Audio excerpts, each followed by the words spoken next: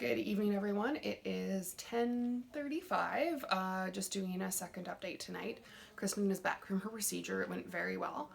I just chatted with her and she said it was much better than getting her dialysis catheter in, so she was quite comfortable. She's actually quite awake and chatty tonight. Having her medication given IV and sub-Q seems to be working really well for her. Her pain control looks a lot better than it did this morning. She's not nearly as uncomfortable. So that seems to be going well. We know that the filter went in and no complications with the procedure itself. So that's the sort of majority of the update. Everything's looking good so far.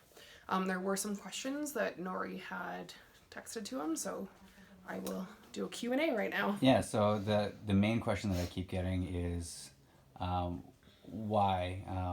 Why did this all happen? If the kidney was okay and Kristen was okay and Fred was okay, it's my understanding that it was something due to or an anomalous thing that typically doesn't happen. So from the kidney transplant, I can't answer this completely, but what I can tell you is from a kidney transplant perspective, there were no signs of rejection. So Kristen didn't reject the kidney, so the match seemed to have been a good match. While we were out earlier, I Googled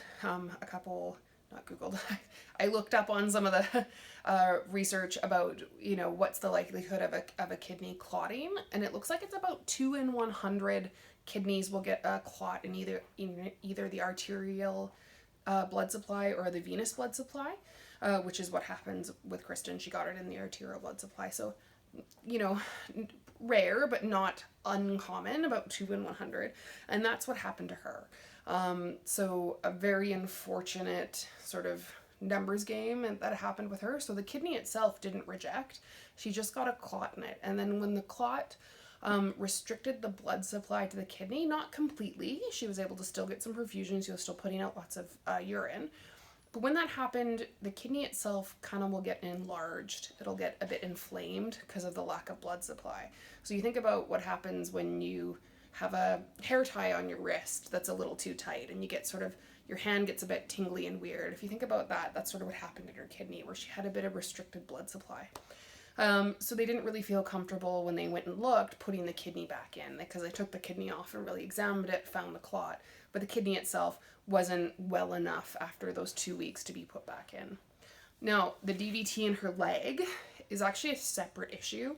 About 10 to 40% of patients who have come into hospital or have surgery will get something like a DVT. It's primarily related to lack of activity. Kristen had a bunch of challenges getting mobile, especially after her second surgery. And so that DVT is likely, and I can't say this for sure, but is likely to have happened because of her lack of activity. And they didn't really want to anticoagulate her because so they anticoagulated her for a little bit when she had the clots, but then she was bleeding and these sort of challenges that happened. So I can't say whether those two things are related, but we know that DVTs are pretty common in the hospital, which is the leg clot she has, which is why they put in that filter today. The clotting of the kidney is separate.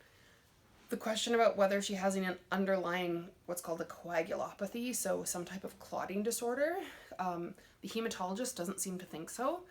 She's had an unfortunate bout of both clotting and bleeding. We know that the bleeding was caused by the infection, that fungal infection that they found, so we can kind of strike that off of the things that we've seen, because we definitely know the cause of that.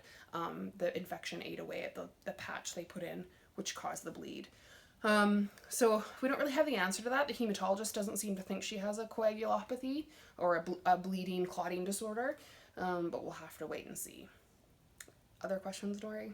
I think that's it for now. Okay. Reminder, if you do have questions, you can post them on Nori's Facebook page or on these YouTube channels, and I will do my best to answer, or we will ask the doc, and I will relay what the doc says.